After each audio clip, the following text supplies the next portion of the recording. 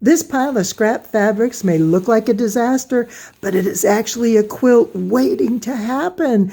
Lea Louise here, and I want to show you how to turn hundreds of fabric scraps, actually 1,000 pieces of different fabrics, into a stunning quilt. Let's turn this chaos into some cozy comfort, and I promise you can do this. You are going to love this easy quilt to make. Here's a glimpse of where we're heading, but here's a peek at where it all started. I just have all these little pieces, and they're big enough to be a piece by themselves, but I have to figure out what I'm going to do with them, and this is where I ended up, and I am so excited. Yes, it's a potato chip block. Of course, that's what we're going to do when we go scrappy, because this works beautifully. But we're taking it a step further. We have some 6-inch blocks next to some 9-inch blocks, and we also have some 12-inch blocks. So all the pieces from all the scraps are going to fit into one of these. And then if you have some big ones, we have some other options too that I'm going to show you. I love this. That center just radiates out to the corner, and it's a fabulous design. Oh my goodness. There's like a diamond in the middle, and it gets smaller as you go out to the corners, and it just shows off those fabrics and the different sizes, the different dimensions of each of the blocks. I'm calling this chic fusion because it's just all fused and thrown together with all these different pieces and sizes. But take a look how this is laid out. First, we have the center block, which is the 18-inch. Then we have the corners, and there's one on each of the outside corners. But notice how they are bordered on only two sides, and those two sides are what go to the outer corners on this one. Then, to finish it off, we have the 9 patches in between, and these are the 9-inch blocks. They look terrific. I just think this is such a really fun quilt. This is a pattern I've had a lot of fun putting together, and everything is laid out. Oh my gosh, there's pictures, step by step, cutting instructions, everything you need to make this quilt. I think you're going to love it. All right, let's go on. There's some more things I want to show you. Starting with the largest fabric pieces first, I cut some 3.5 by 6.5 inch rectangles, and look at this beautiful 18-inch potato chip block that I made. It is fabulous. Here's my 18-inch block in the quilt. It looks wonderful. And what I decided to do is make some 12-inch blocks and put them up in the corner. So at each corner of that 18-inch block, I added a 12-inch square, and I'm going to show you those here. I'm not going to break down the step-by-step on this for making the potato chip block because I have at least a dozen or more how-to, and I'm going to link those videos up above. But what I do is I start in the middle and I go out a full 2 rounds, and each block takes 18 rectangles. So that's a whole lot of pieces of fabric, and if you've got scraps, this is the best way to use them up. I want to show you the tutorial included in the pattern. This is the layout of how to make all the blocks. It's just a matter of which size you use, but the process of putting each square together is the same. Then from here, what I decided to do is make some 9-inch 4 patches. So I made some 9-inch squares, and I made them into 4 patches. Now, what I did here, and it kind of just worked out this way. It wasn't the original plan, but I love when this happens. My center block is 18 inches. 9 and 9 is 18 inches. So when I make a 4 patch, it's the same size. So these line up perfectly. Well, over here, I have a 12-inch block. How am I going to make my 12-inch equal the 9 plus 9, which is 18, and the center 18? Well, of course, we need to add some 6-inch squares. Oh my goodness, this quilt just kept growing and growing and growing. With my blocks all made in the 4 different sizes I need, now it's time to start assembling how my quilt is going to look. And I start with a 12-inch square, and then I'm going to take my 6-inch pieces and place them around the perimeter on only 2 sides. But look at what we get here. How wonderful is this? But you know what's really special? 12 and 6 is 18. So this now equals this particular 18-inch block. I can now alternate this block and this block across my quilt. So this is a fun way to use up your little scraps and your larger scraps all together in just one quilt. Oh, but we're taking it one step further. Now I have 4 9-inch blocks, and 9 and 9 is 18. So again, I have another 18-inch square.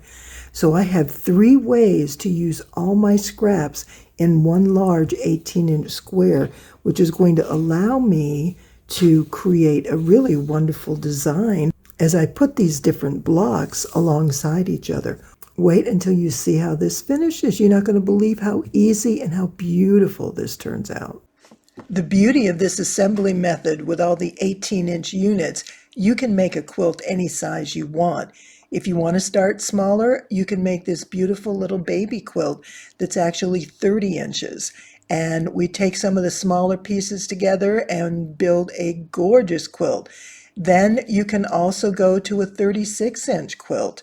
And there as well, there's a number of different options in the layout. So this pattern has all these different layouts and sizes and designs for you to choose from, and you are going to make a beautiful quilt. There are a couple tricks I want to share with you that I've found as I'm assembling these blocks together.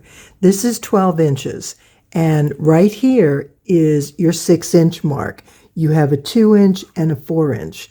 And so this is going to be 6 inches. When you have these 2 6-inch blocks come together, they are going to meet at this center seam. And all you have to do is flip your seams whichever way works. But also notice one other thing. These are 2-inch blocks, these rectangles, and they're 1.5 by 2.5. So this 2-inch seam will line up there if this is going vertical. Now, if I turn it around the other way, where this is going horizontal, you'll see those seams don't line up there. You still have the middle, but not up here. So as you're putting your pieces together, play around with your block, not only in how the color looks and how it all works together, but take a look at your seams. You don't want to be matching seams if you don't have to, simply because it makes it easier. With this in place now, I'm going to come down. I'll join my 6-inch center seam there and come down this way. Now I have to make sure that these seams aren't going to match up. So I'm going to turn this way, and you see how we don't have any matching seams, and we don't have any matching seams here. So we are good to go. The only thing that we need to worry about is the point right over here. There's going to be a midsection here that's going to align that I don't have on this side. So there'll be some spots along the way that you may need to look at your seam allowances, but it's very simple because you're just going to fold it either way. And, you know, worst case, if it's easier for you, just open up that seam and press it open. So there we are. I'm going to get this finished and show you how this is going to turn out. Here's my 12-inch block that became 18 inches when I added this 5 6-inch squares around the edges. And look at that little string here and there. But look at that. Isn't that wonderful? I love all the colors. And I like the pattern that you get with the small next to the large. It really changes it up. And I enjoy how that goes together because it's so simple to sew. And I just love it. I love the color. I love the change in sizes. I think it works beautifully. Is the next one. Look at this with the 9-inch. Oh my goodness. And we've got 4 9-inch squares. It's the same size. And they're both the same size as the 18-inch. So I can mix these up within the quilt and create a really wonderful pattern. One thing I do want to show you as I sewed these together, I chain stitch them. So I sewed these 2 together, and then I came back and I sewed the long strip. I did press the 2 shorter seams that nested together in opposite directions. But what I did also is I pressed the seam that joins the entire block, but I didn't press it to one side or the other. I just set the seam. That way, when I'm joining it up to another block, if I have anything that matches, I can flip it either way. Same with this one. So this is the seam that I did not press to one side or the other. I set the seam and that's it. And look at this. My gosh, there's thread everywhere. Okay, it's been busy. I love it. These are beautiful. I can't wait to put this quilt together.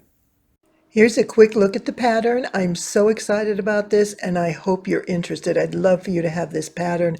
There's even a table runner, so if you want to make something small, there's a multitude of different layouts and options in here, and every kind of step-by-step direction, from pictures to written, it's all there.